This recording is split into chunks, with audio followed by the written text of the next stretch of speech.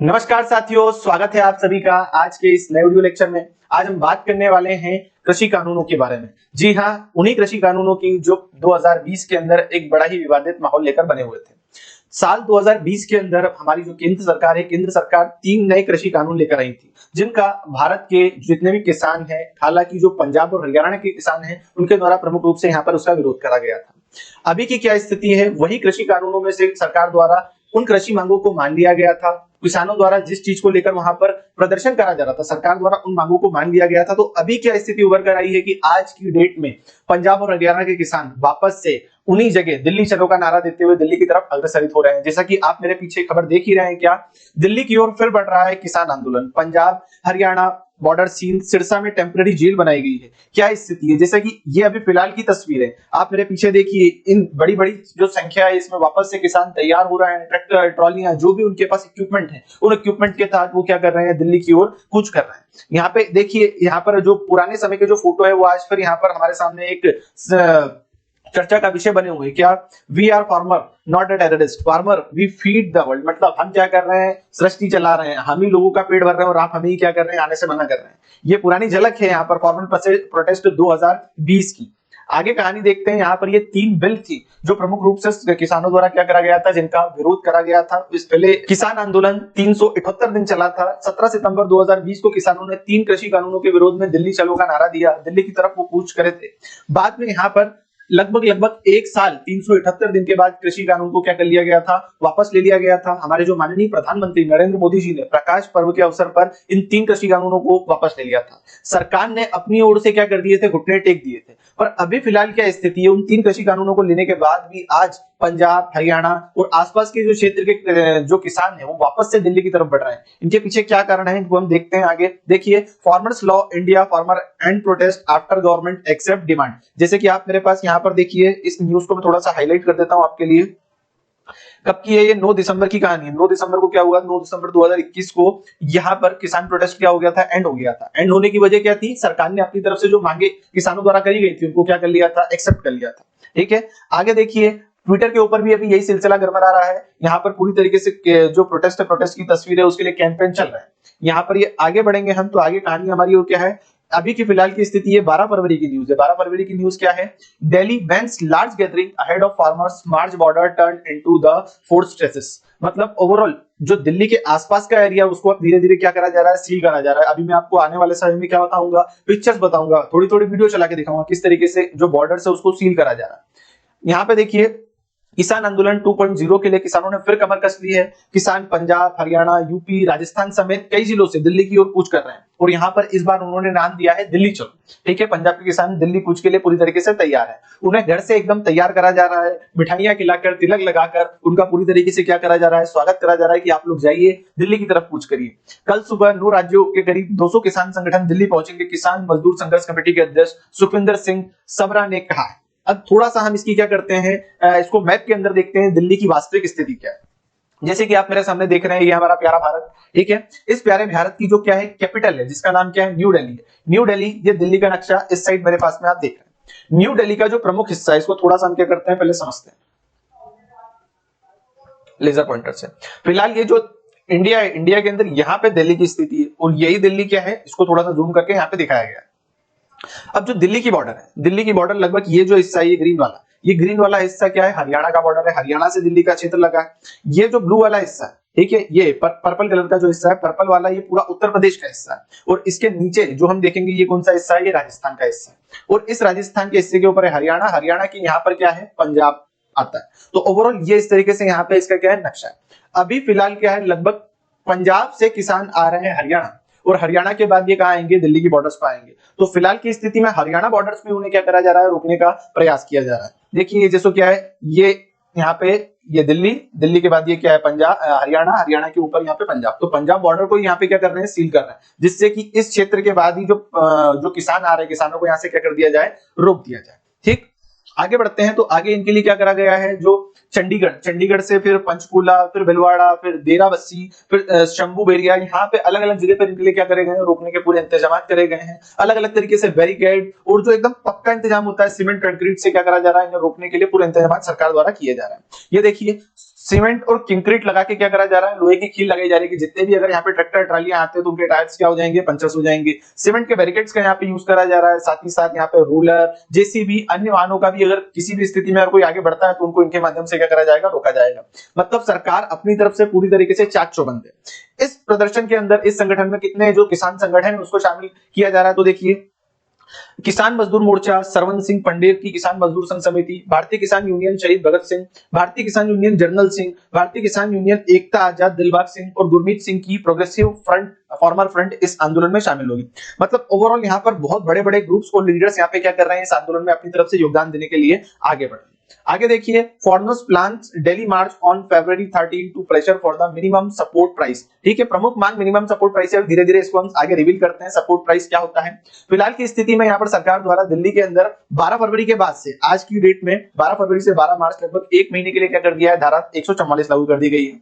जैसा कि आप जानते हैं जहां जहां धारा 144 लागू होती है तो वहां पर क्या होता है, आम पब्लिक की आवाजाही, जो बड़ी गैदरिंग होती है, 3 से ज्यादा लोग, 4 से ज्यादा लोग की वहां पे गैदरिंग क्या करती है, सख्त प्रोहिबिटेड एरिया के अंदर आ जाती है। मतलब वहां पे आप ग्रुप्स के अंदर नहीं घूम सकते हैं। आगे क्या है, यहाँ पर अलग अलग ट्विटर हैंडल्स के माध्यम से भी जो किसानों को खबरें प्रदर्शित करी जा रही थी कि क्या स्थिति है वास्तव में। आगे बढ़ते हैं तो यहाँ पर section 144 impose in the entire Delhi ahead of the farmer protest. यहाँ पर धीरे धीरे क्या करा जा रहा है, पूरी तरीके से जो पक्का इंतजाम होता है, पिछले सीन याद करते हैं 2020 के अंदर किस तरीके से जो बैरिकेड्स लगाए गए थे, ये जो सीमेंट के कंक्रीट के यहाँ पर क्या करे गए हैं, जो बैरिकेड्स बनाए गए हैं, इनको लगाने के लिए पूरी तैयारी करी जा रही है। वहां पर सरकार ने अपनी जो गाड़ियां होती है उनको भी पूरी तरीके से बख्तरबंद, आंसू गैस के गोले और जो भी क्या होते हैं छोटे मोटे बुलेट्स होते हैं उनका भी यहाँ पर सरकार प्रयोग करने से पीछे नहीं हटने वाली है। सरकार द्वारा, पुलिस प्रशासन द्वारा यहाँ पर अभी क्या करी जा रही है, मॉक ड्रिल करी जा रही है। मॉक ड्रिल क्या होती है, मॉक ड्रिल जिसके अंदर अगर वास्तविक स्थिति बनती है, कभी प्रोटेस्ट ज्यादा गड़बड़ा जाता है और वहां पर हिंसा बढ़ जाती है, तो उस हिंसा को कंट्रोल करने के लिए पुलिस प्रशासन द्वारा क्या प्रयास किए जाएंगे, आंसू गैस के गोले, लाठी चार्ज, इसकी अभी प्रैक्टिस करी जा रही है। तो क्या है, watch Ambala Haryana police conduct a mock drill ahead of the Delhi Chalo protest march called by farmer union on 13 February. मतलब पुलिस भी अपनी तरफ से क्या है, पूरे चाक चौबंद से यहाँ पर क्या कर रही है, प्रयास कर रही है। ये ओवरऑल आंसू गैस के गोले दागने का क्या करा जा रहा है, प्रयास किया जा रहा है। और अगर यहाँ पर धक्का मुक्की होती है तो फ्रंट एंड पे कैसे लड़ेगी, उसकी प्रैक्टिस करी जा रही है। हरियाणा में 3 टेम्पररी जेल भी बनाई गई है कि अगर किसी स्थिति में यहाँ पर क्या होती है, हिंसा ज्यादा बढ़ती है तो उस कंडीशन में हम क्या करेंगे, गिरफ्तारी करेंगे। तो गिरफ्तारी के लिए हरियाणा सरकार ने किसानों को रोकने के लिए गिरफ्तारी की भी तैयारी की है। इसके लिए सिरसा के Chaudhary Dalbir Singh indoor stadium, Guru Gobind Singh stadium Dabli में 2 टेम्पररी जेल बनाई गई है। टेम्पररी जेल मतलब थोड़े समय के लिए, फिर बाद में उनको क्या कर दिया जाएगा, असली जेल में शिफ्ट कर दिया जाएगा। यहाँ पर जो बड़ी बड़ी बॉर्डर्स के एरिया, वहां पर ट्रैफिक भी क्या कर दिया, बंद कर दिया है। देखिए आप यहाँ पे स्थिति, ये सीमेंट के पूरी तरीके से सीमेंटेड, उसके बाद लोहे के ये क्या कर दिए हैं, बैरिकेड्स लगा दिए। अब फिलहाल यहाँ पर इनके द्वारा प्रोटेस्ट करा क्यों जा रहा है, कहानी उभर कर ये आती है। यहाँ पर इन सारी घटनाओं को देखकर हम देख रहे हैं कि एक देश का किसान है, हमारे देश का किसान है, वो अन्न उगाता है, पूरे देश की जनता उसको खाती है, ठीक है, अपना पेट पालन करती है। तो यहाँ पर उस किसान ने 2020 में जो प्रोटेस्ट करा था, सरकार द्वारा उनकी मांगे मान ली गई थी, 3 प्रमुख मांगे थी, उनको मान लिया था, पर उसके बाद अभी की क्या स्थिति है, अब क्यों प्रोटेस्ट यहाँ पर हो रहे हैं, इसका प्रमुख कारण क्या है। तो इसका सबसे प्रमुख कारण है कि किसान की जो 3 प्रमुख मांगे थी वो तो मान ली थी, पर उसके बाद भी किसानों की और छोटी छोटी क्या थी, अन्य मांगे थी, जिसके अंदर प्रमुख मांग क्या थी, यहाँ पर स्वामीनाथन आयोग की सिफारिशों को मानना। यहाँ पर जो पंजाब सरकार, पंजाब के जितने भी किसान है और अन्य क्षेत्र के जो किसान है, वो बोल रहे हैं क्या कि हमें स्वामीनाथन आयोग की जो क्या थे, कमेटी के अंदर बताए गए जो पॉइंट्स थे, उन पॉइंट्स की मांगों को हम मान रहे हैं। अब स्वामीनाथन कौन थे, तो हम जैसा कि जानते हैं भारत देश आजाद हुआ था तो उस समय हमारी वास्तविक स्थिति इतनी अच्छी नहीं थी, हमारी जो कृषि की जो भूमियां थी इतनी ठीक नहीं थी, तो उस कंडीशन में भारत में भूखमरी, अकाल, ऐसी समस्याएं देखने को मिलती थी। 1960 के दशक में स्वामीनाथन द्वारा क्या करे गए थे, प्रयास करे गए थे और हरित क्रांति की यहाँ पे शुरुआत करी गई। हमारा जो पंजाब, हरियाणा और आसपास का जो फर्टाइल लैंड है, गंगा का दोआब का क्षेत्र, यहाँ पर क्या करे गए थे, हरित क्रांति की शुरुआत हुई और धीरे धीरे क्या करे गए, कृषि में सुधार करे गए। इनके द्वारा कृषि में इस प्रकार से सुधार करे गए कि भारत अब कृषि के क्षेत्र में आत्मनिर्भर भी है और आत्मनिर्भर होने के बाद में विदेशों में भी क्या करता है, अपने उत्पादों को एक्सपोर्ट करता है और धन कमाता है। तो अब यहाँ पर क्या बोल रहे हैं किसान कि इस जो स्वामीनाथन ने क्या करा है, एक तो यहाँ पर हरित क्रांति के प्रयास करे थे और बाद में 2004 में सरकार द्वारा क्या करा गया था, कमेटी बनाई गई थी कि किस तरीके से हम किसानों का अपलिफ्टमेंट करें, मतलब कैसे हम किसानों के जीवन स्तर को सुधार करें। तो 2004 के अंदर स्वामीनाथन द्वारा क्या करा गया था, एक आयोग बनाया, उस आयोग के अंदर उन्होंने कुछ क्या करी थी, सिफारिशें करी थी। उन सिफारिशों को यहाँ पर किसान मांग कर रहे हैं। सबसे पहली सिफारिश क्या थी, तो भैया सबसे पहली सिफारिश इसके अंदर ये थी कि अगर कोई किसान अगर किसी कृषि भूमि के अंदर कृषि करता है तो सबसे पहले तो उसे क्या चाहिए, भूमि की जमीन चाहिए। बीज चाहिए, सिंचाई के उसको व्यवस्था चाहिए, उसे ट्रैक्टर ट्राली चाहिए, धन चाहिए, ठीक है। अगर किसी एक फसल को उगाता है तो उस फसल को उगाने में उसकी जितनी लागत आएगी उस लागत का 50% और जोड़ दिया जाए। मतलब अगर किसी वस्तु को बनाने में, एक फसल को उगाने में मुझे 100 रुपए लगते हैं तो सरकार द्वारा उसके अंदर 50 रुपए और जोड़कर 150 रुपए में खरीदी का वादा किया जाए। इसी चीज को क्या बोला जाता है? एमआरपी बोला, एमएसपी बोला जाता है, minimum support price. Minimum support price के अंदर क्या होगा? सरकार अपनी तरफ से क्या करती है? वादा करती है कि आप क्या करिए, इन फसल को उगाइए, इन फसल को हम खरीदेंगे। और इस फसल का टारगेट क्या था कि जितना हमारा क्या होगी लागत आएगी, मतलब जितना खर्चा लगेगा उस खर्चे का 50% और जोड़ के लगभग 150% पैसा सरकार द्वारा यहाँ पर क्या करा जाएगा? दिया जाएगा। 3 प्रमुख मांगे थी, उसके बाद इसे भी क्या करा गया था? मांगा गया था। पर अभी क्यों वास्तविक स्थिति आ रही है? यहाँ पर किसान चाह रहे हैं कि जो एमएसपी है, एमएसपी के लिए हमारे देश में कोई कानून नहीं, हमारे देश में कोई कानून नहीं है, तो इसके लिए कानून बनाना जरूरी है क्या? हाँ, इसके लिए कानून बनाना जरूरी है। जब तक किसी चीज के पीछे कानून नहीं होगा तो उसके पुख्ता बंदोबस्त नहीं होंगे। इस अभी सरकार बोल रही है हम दे देंगे, बाद में सरकारें आएंगी, बदल जाएगी, बोलेगी हमने तो आपको क्या ही नहीं करा था, वादा ही नहीं करा था इस प्रकार का। तो किसान यहाँ पे चाहते हैं इसका क्या हो? पूरी तरीके से कानून बने। तो सरकार को कानून बनाने में क्या दिक्कत है? तो सरकार को कानून बनाने में सबसे बड़ी दिक्कत यह है कि भारत सरकार, जो भारत देश है, वो किसका मेंबर है? डब्ल्यूटीओ का मेंबर है, वर्ल्ड ट्रेड ऑर्गेनाइजेशन का मेंबर है। वर्ल्ड ट्रेड ऑर्गेनाइजेशन का मेंबर होने से सर क्या दिक्कत होती है? तो वर्ल्ड ट्रेड ऑर्गेनाइजेशन का अगर आप मेंबर हो जाते हो तो आपको फ्री ट्रेड एग्रीमेंट करना पड़ते हैं। अब फ्री ट्रेड एग्रीमेंट क्या होते हैं? तो फ्री ट्रेड एग्रीमेंट का मतलब होता है कि आप अपने देश के अंदर जो व्यापार गतिविधियां हैं उसको बाधित नहीं करेंगे, ना आप करेंगे ना आप करवाएंगे। जैसे कि अगर मान लीजिए अगर मेरे देश का किसान किसी वस्तु को उत्पादित करता है तो वो अपनी मेहनत से उत्पादित कर रहा है और फिर वो उसको बेचेगा, उसके ऊपर मुनाफा कमाएगा। पर अगर मेरे देश के किसान ने जो वस्तु उत्पादित करी उसको मैं उसके बिना प्रयास के 50% प्रॉफिट जोड़ के ही क्या कर लेता हूं? खरीद लेता हूं और फिर इसको एक्सपोर्ट करूंगा, तो इनको तो क्या हो रही है? पूरी सुविधाएं मिल रही है, इनको किसी प्रकार से कोई संघर्ष नहीं करना पड़ रहा है। जो यहाँ पे वस्तु उत्पादित हो रही है वो विदेशों में क्या हो रही है? बिकेगी। अब विदेशों की सरकार ऐसा थोड़ी ना करती है जो किसानों को मिनिमम सपोर्ट प्राइस दे रही है, तो वहां पर क्या होगा? हमारा उत्पाद देखने को मिलेगा और वहां पे उनके उत्पाद को कोई भी नहीं खरीदेगा। तो जैसे जैसे हमारा किसान एमएसपी के माध्यम से समृद्ध होगा, तो ये तो समृद्ध हो रहे हैं क्योंकि ये कमाते जा रहे हैं बिना उसके, मतलब उनको ज्यादा झंझट नहीं है, मार्केटिंग में पैसा खर्चा नहीं करना है। तो और दूसरे देश के किसानों को इससे क्या होगा? नुकसान होगा। तो वर्ल्ड ट्रेड ऑर्गेनाइजेशन बोलता है कि जो फ्री ट्रेड, मतलब दोनों तरफ से मुक्त आवाजाही होना चाहिए, इसमें ये क्या है? बाधित हो जाएगा। अगर भारत सरकार क्या करती है? एमएसपी के लिए कानून बना देती है, तो एमएसपी के लिए कानून बनने से क्या हो जाएगा? वर्ल्ड ट्रेड के जो भी क्या है पॉइंट्स है, वहां पे जो कंडीशंस है उनका वायलेशन हो जाएगा। और वायलेशन होने से कुछ परेशानी होगी क्या? बिल्कुल। भारत अन्य बहुत सारे देशों के साथ में क्या करता है? फ्री ट्रेड एग्रीमेंट करता है। और ये तो सिर्फ खाने की बात है, और भी दूसरे इक्विपमेंट होते हैं। तो क्या होगा? वर्ल्ड ट्रेड ऑर्गेनाइजेशन भारत को उससे बाहर कर देगा, और भारत को उससे बाहर कर देगा तो किसी भी देश की जो अर्थव्यवस्था चलती है व्यापार से ही तो चलती है। अगर व्यापारिक संबंधी हमारे क्या हो जाएंगे? खराब हो जाएंगे, तो जो हमारी 3 ट्रिलियन डॉलर की 5 ट्रिलियन डॉलर की इकोनॉमी का जो हमारा सपना है, हम धीरे धीरे जो क्या कर रहे हैं? ग्रो हो रहे हैं, वो सारी चीजें रुक जाएंगी। तो सरकार के सामने क्या है? सबसे बड़ी समस्या है कि हम इसके लिए क्या नहीं बना सकते हैं? एमएसपी के लिए कोई कानून नहीं बना सकते। जबकि किसानों का प्रमुख क्या है? यहाँ पर सबसे बड़ी डिमांडों में से एक ही कि 3 कानून तो वापस लिए, पर फिलहाल की स्थिति में आप क्या करिए? यहाँ पर एमएसपी के लिए हमारे लिए कानून बनाइए। ठीक है, अब आगे बढ़ते हैं थोड़ा सा। तो ये जो टिकरी बॉर्डर्स हैं, यहाँ पर भी क्या कर दिया गया है? अलग अलग जगह पर यहाँ पर किसानों को रोकने के लिए प्रयास किए जा रहे हैं।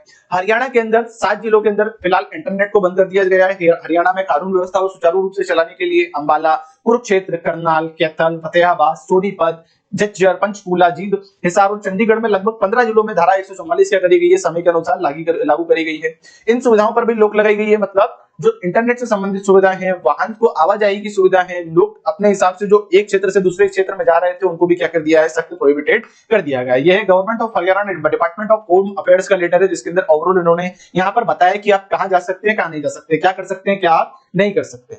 लगभग पंजाब से 5000 ट्रैक्टर ट्रॉली आने की संभावना है। यहाँ पर जो आंदोलन हो रहा है, यहाँ पर दिल्ली चलो का जो नारा है, उसके अंदर लगभग 10,000 ट्रैक्टर ट्रॉली क्या होंगे? समय के अनुरूप यहाँ पर आएंगे। अब यहाँ पर किसानों द्वारा प्रमुख मांगे करी क्या जा रही है? जैसे कि मैंने आपको पहले बताई, पहली तो क्या है? एमएसपी है। किसानों की सबसे खास मांग क्या है? न्यूनतम समर्थन मूल्य है। किसान स्वामीनाथन आयोग की सिफारिश को लागू करने की मांग कर रहे हैं। आंदोलन में शामिल किसान कृषि ऋण की भी माफी की मांग कर रहे हैं। साथ ही साथ लखीमपुर खीरी में पीड़ितों को न्याय दिया जाए, इसके लिए भी किसानों की क्या है? प्रमुख मांग है। साथ ही साथ कृषि वस्तुओं, दूध उत्पादों, फलों, सब्जियों और मांस पर जो आयात शुल्क है उसको कम करने के लिए भत्ता बढ़ाया जाए। किसान अगर 58 साल की आयु पूर्ण कर लेता है तो उस आयु को पूर्ण करने के बाद उसे 10,000 रुपए मासिक क्या दी जाए? पेंशन दी जाए। इसकी भी एक प्रमुख मांग किसानों द्वारा करी जा रही है। अब जो फिलहाल जो एमएसपी होती है, एमएसपी 3 तरीके से दी जाती है। सबसे पहले A2 होती है, फिर A2FL होती है और फिर C2 होती है। A2 के अंदर जो क्या होते हैं? बेसिकली सीड, फर्टिलाइजर, उनमें जो लगने वाला पैसा होता है वही दिया जाता है। फिर जो A2 प्लस FL होता है, इसके अंदर एक्चुअल कॉस्ट प्राइस पर input value from the unpaid family labour, मतलब जो क्या है, जो हमारे घर से जो काम करने वाले व्यक्ति हैं उनकी भी मजदूरी उसके अंदर ली जाती है। और फिर C2 के अंदर include A2FL along with the revenue for give on land and fixed capital asset, मतलब ओवरऑल आपके घर से जो क्या लगाई जा रही है, जमीन लगाई जा रही है, या आपने क्या करा है, पैसा लगाया, तो उसके ऊपर आपको ब्याज और रेंट, ये सारी चीजें देने का भी इसके अंदर प्रावधान है। ये छोटी मोटी चीजें, इसके ऊपर ध्यान नहीं देना है हमें। आगे बढ़ते हैं। स्वामीनाथन आयोग, the Swaminathan commission recommendation, Swaminathan की जो अन्य मांगे क्या थी, 2004 के अंदर जो आयोग बना था उसके अंदर से ये तो क्या एक छोटी सी प्रमुख मांगे, पर उसके बाद भी क्या थी, यहाँ पर और मांगे थी, उनकी मांगों को देखते हैं। सबसे पहले क्या, लैंड रिफॉर्म। लैंड रिफॉर्म का मतलब क्या है, यहाँ पर जब देश आजाद हुआ था तो बड़े बड़े जमींदार हुआ करते थे, किसी के पास बहुत ज्यादा जमीन है, किसी के पास भूमि का एक छोटा सा टुकड़ा है, तो स्वामीनाथन ने बोला भैया सभी को समान भूमि बांटी जाए, हर एक किसान को क्या समान भूमि समान कृषि का अधिकार मिलना चाहिए। फिर साथ में इरिगेशन की प्रॉपर क्या करी जाए, व्यवस्था, सिंचाई के लिए यहाँ पर सरकार द्वारा प्रयास किए जाए। फिर प्रोडक्टिविटी बढ़ाई जाए, मतलब जैसे कि आज हमारे देश के अंदर क्या होता है, किसी चीज का उत्पादन होता है तो प्रति हेक्टेयर में, प्रति स्क्वायर किलोमीटर में कितनी वस्तु का उत्पादन हो रहा है, इसको देखा जाता है। और यही चाइना के अंदर देखा जाता है। हमारी फिलहाल की स्थिति ये है, क्या है कि हमारे यहाँ जो उत्पादन होता है और चाइना में उत्पादन होता है उसके अंदर 10x का फासला होता है। अगर एक वर्ग फीट के अंदर, एक स्क्वायर किलोमीटर के अंदर हम किसी वस्तु का उत्पादन करते हैं तो उसी क्षेत्र के अंदर चाइना में 10x वस्तु क्या हो रही है, उत्पादित हो रही है। तो ये प्रोडक्टिविटी का मामला है, इसके अंदर सुधार करना। क्रेडिट की व्यवस्था करना, किसानों को फर्टिलाइजर, बीज, उर्वरक, सारी चीजों को खरीदने के लिए पैसा नहीं रहता है तो आप पैसा भी दीजिए, उनको लोन दीजिए। फिर फूड सिक्योरिटी, खाने के लिए उनको सामान दीजिए। फिर सबसे बड़ी समस्या आती थी क्या, किसानों को यहाँ पर ऋण की सबसे बड़ी दिक्कत देखने को मिलती थी। ऋण ले लेते थे, फसल बर्बाद हो जाती थी, फसल बर्बाद हो जाती थी तो अब उनके पास उपाय क्या है, चारा क्या, बेचारे सुसाइड कर लेते थे। लगभग महाराष्ट्र के अंदर आज से 4-5 साल पहले के अंदर बहुत ऐसी, मतलब रोज की खबर थी कि क्या महाराष्ट्र में आज इस जगह, पंजाब में, हरियाणा में आज इस जगह किसान ने क्या कर लिया, सुसाइड कर लिया। तो ये पहले के टाइम पे तो बहुत हुआ करता था। तो ये क्या है, स्वामीनाथन आयोग की प्रमुख डिमांडों में से एक था। आगे कॉम्पिटिटिवनेस बढ़ाई जाए, एम्प्लॉयमेंट बढ़ाया जाए, बायो रिसोर्सेज का यहाँ पे यूज करी जाए, मतलब ओवरऑल आप फर्टिलाइजर तो यूज करते हो, साथ ही साथ बायो रिसोर्सेज भी इसके अंदर क्या करे जाए, लगाया जाए। और अन्य मांग क्या है किसानों की, कि भैया जो प्रधानमंत्री फसल बीमा योजना में सरकार की ओर से क्या करी जा रही है, बीमा शुरू करी जा रही है, तो उसके अंदर प्रीमियम का भुगतान भी सरकारी करें। भूमि अधिग्रहण अधिनियम 2013 को उसी तरीके से लागू किया जाना चाहिए जो भूमि अधिग्रहण के संबंध में केंद्र की ओर से राज्य को निर्देश दिए गए। मतलब राज्य अपनी ओर से इसमें क्या नहीं कर सकता, परिवर्तन नहीं कर सकता है। वैसे भूमि तो किसका क्षेत्र होता है, भूमि राज्य के अंतर्गत आती है, तो राज्य अपने हिसाब से इसमें परिवर्तन कर सकता है। पर ये बोल रहे नहीं, आप किसका अनुसरण करिए, केंद्र सरकार ने जो आपको नियम बताया उसका अनुसरण करिए। कीटनाशक, बीज, उर्वरक अधिनियम के अंदर संशोधन करके कपास सहित सभी फसलों के बीजों की गुणवत्ता में सुधार लाया जाए। मतलब ओवरऑल प्रोडक्टिविटी के लिए भी यहाँ पर क्या किया जाना चाहिए, प्रयास किया जाना चाहिए। एक फास्ट ट्रैक में देखते हैं किसानों की प्रमुख मांगे फिलहाल में एक्शन में क्या है। तो सबसे पहले एमएसपी के लिए कानून बनाओ, फिर स्वामीनाथन आयोग की रिपोर्ट को लागू करो, किसान खेत मजदूरों का कर्जा माफ हो, पेंशन चालू करी जाए, भूमि अधिग्रहण 2013 को दोबारा लागू करा जाए, लखीमपुर खीरी कांड के आरोपियों को क्या करी जाए, सजा दी जाए, मुक्त व्यापार समझौते पर रोक लगाई जाए, मतलब WTO से बाहर हो जाओ, सिर्फ कृषि करवाओ, कृषि को क्या कर दो, आगे बढ़ाओ, जो भी क्या है बिजनेस हो रहा है हमारा अन्य देशों के साथ उसको लात मार दो। फिर क्या है, किसान आंदोलन के मृत परिवारों के व्यक्ति को सरकारी नौकरी, मतलब जो 2020 के अंदर किसान आंदोलन हुए थे उसके अंदर 700 से 750 लोग जो मरे थे, जिनकी मृत्यु हुई थी आंदोलन के अंदर, उनको क्या किया जाए, उनके परिवारों को सरकारी नौकरी दी जाए। विद्युत संशोधन विधेयक 2020 को रद्द करा जाए, मनरेगा में हर साल 200 दिन काम, 700 रुपए दिहाड़ी दी जाए, नकली बीज, कीटनाशक, दवाइयां, खाद वाली कंपनी पर कड़ा कानून बनाया जाए, साथ ही साथ मिर्च, हल्दी और अन्य मसालों के लिए राष्ट्रीय आयोग का गठन करा जाए। मतलब ओवरऑल मांगे तो इनकी बहुत सारी है। अब देखते हैं सरकार, मुझे तो पूरा विश्वास है सरकार यहाँ पर क्या नहीं करेगी, एमएसपी के लिए कोई भी कानून नहीं बनाएगी। क्यों नहीं बनाएगी, क्योंकि मैं आपको बता चुका हूँ सिर्फ कृषि नहीं, भारत के अंदर कृषि के अलावा भी बहुत सारा उत्पादन होता है, उन सभी उत्पादन का वर्ल्ड ट्रेड ऑर्गेनाइजेशन में फ्री ट्रेड एग्रीमेंट हो रखा है। अब अगर सिर्फ कृषि के कारण क्या हो जाते हैं, बाहर आ जाते हैं, तो सारी व्यवस्था चौपट हो जाएगी। तो सरकार यहाँ पर किसी और तरीके से इन्हें अपने पाले में लाने का प्रयास करेगी। यहाँ पर जो पंजाब में जो इस पूरे के पूरे क्या है आंदोलन हो रहा है, उसके जो हेड है पंधेर बोले हरियाणा में जो हो रहा है ठीक नहीं हो रहा है। मतलब हम तो भैया बात करने आ रहे हैं, हमको बात करने आ जान दो, सिर्फ आप तो हमें बॉर्डर पे ही रोक रहे हो, हमने कुछ करा ही नहीं है, हमको सिर्फ बात करने के लिए क्या करो, अंदर आ जान दो। ठीक, डल्लेवाल जो इनके अंदर प्रमुख नेताओं में से हरियाणा सरकार किसानों को उकसा रही है। पंजाब के किसान नेता जगजीत सिंह डल्लेवाल ने कहा है कि हमें बातचीत करने जा रहे हैं, हरियाणा में हालत क्यों बिगड़ रहा है, पहले से बैरिकेड लगा रहे हो, पहले से सारी प्रैक्टिस कर रहे हो, हम तो कुछ बोल भी नहीं रहे, हम तो बोल रहे हैं क्या, हमको एक बार अंदर आ जान दो, हम बातचीत करने आ रहे हैं यहाँ पर आपसे सिर्फ। ठीक है, आप बोल रहे हैं हरियाणा सरकार अपनी मर्जी से जो भी करे पर हमें रोक तो नहीं सकती है। अब यहाँ पर क्या है, लोगों द्वारा अलग अलग मीम्स बनाए जा रहे हैं। गुजरात यूथ कांग्रेस ने क्या करा है, यहाँ पर लिखा है काश ये इंतजाम चीन की सीमा पर किए होते हैं तो यहाँ पर LOC की बात नहीं आती। तो भैया अगर ये इंतजाम उस समय पे किए होते हैं तो आज हमारा सही चीन नहीं चला जाता। साथ ही साथ देश का प्रधानमंत्री कायर है, कायर नहीं है भैया, वो पूरी तरीके से व्यवस्थाओं के चाक चौबंद में लगे। देखो अभी तुम कायर होते तो UAE के अंदर तुम्हारे जो राम मंदिर बन रहे हैं, अलग अलग मंदिर बन रहे हैं, ठीक है, सऊदी अरब में मंदिर बन रहे हैं, ऐसे ही नहीं बन रहे, प्रधानमंत्री के कारण ही बन रहे। ठीक, तो थोड़ा अपने प्रधानमंत्री की इज्जत करना सीखो। यहाँ पर जो मल्लिकार्जुन खड़गे हैं, इन्होंने भी क्या लिखा है, कटीले तार, ड्रोन से आंसू, कील बंदूकें, सब इंतजाम हो जाता है। 10 सालों में मोदी सरकार ने देश के अन्नदाताओं के लिए अपने 3 वादे तोड़े हैं। गिन रहे कि 2022 तक किसान की आमदनी दोगुनी होनी थी। स्वामीनाथन रिपोर्ट के मुताबिक इनपुट कॉस्ट प्लस 50% लागू करना था और एमएसपी को कानूनी दर्जा देना था। भैया भूलो मत, ये सब आपके समय से कहानी चलती आ रही है। 2004 के अंदर स्वामीनाथन ने रिपोर्ट दी थी, तुमने क्यों नहीं कर लिया ऐसा? ठीक है, तुम ही बना लेते 2004 के अंदर कानून, रिपोर्ट तो तभी आ गई थी। आगे देखते हैं क्या है। दिल्ली बॉर्डर पर 378 दिन पिछला किसान आंदोलन चला था, ये तो मैं थोड़ा आपको बता ही चुका हूं। ठीक, यहाँ पर पुलिस ने एडवाइजरी जारी करी है। यहाँ पर दिल्ली चंडीगढ़ हाईवे पर यातायात बाधित होने की स्थिति में चंडीगढ़ से दिल्ली जाने वाले यात्रियों के लिए डेराबस्सी, बरवाल, रामगढ़, शाहबाद, कुरुक्षेत्र के रास्ते, पंचकुला, NH 344, चमरानगर, इंद्रपल्ली, कन्नौज होते हुए दिल्ली जाने की सलाह दी गई। मतलब ओवरऑल अगर आपको जाना भी है तो उसके छोटे मोटे रास्ते बताए गए। बड़े बड़े जो बॉर्डर एरिया है जिसको बोलते हैं हाईवे वाले, वो सारे रास्ते क्या कर दिए गए, रोक दिए गए। पुलिस प्रशासन को निर्देश दिए गए हैं क्या, दिल्ली और उत्तर प्रदेश की सभी सीमाओं पर भीड़ इकट्ठा होने पर रोक दो। प्रदर्शनकारियों ले जा रहे ट्रैक्टर, ट्राली, बस जैसे भारी वाहनों पर भी क्या कर दो, रोक दो। पूर्वी जिले के प्रदर्शनकारियों को रोकने के आदेश है। प्रदर्शनकारियों को चाकू, तलवार, भाला, लाठी, डंडे, इन सब पे भी रोक लगाई गई है। आदेश का उल्लंघन करने पर धारा 188 लागू करी जाएगी। तो धारा 188 भी क्या हो जाएगी, लागू हो जाएगी। अब देखते हैं कहानी आगे क्या बढ़ती है। बैरिकेड तो हटने वाले नहीं है, जैसा कि मुझे पता है। किसानों से यहाँ पर बात करने के लिए यहाँ पर जो हमारे बीजेपी के नेता हैं पीयूष गोयल जी, वो क्या है, सामने आए हैं। पीयूष गोयल ने यहाँ पे क्या करे हैं, बात करने का प्रयास करे हैं। तो देखते हैं अब ये किसान आंदोलन क्या मोड़ लेता है, किस तरीके से इसके अंदर कहानी आगे बढ़ती है। लगभग 12 फरवरी की रात को यहाँ पर लगभग 5 घंटे किसान नेताओं से यहाँ पर मीटिंग चली।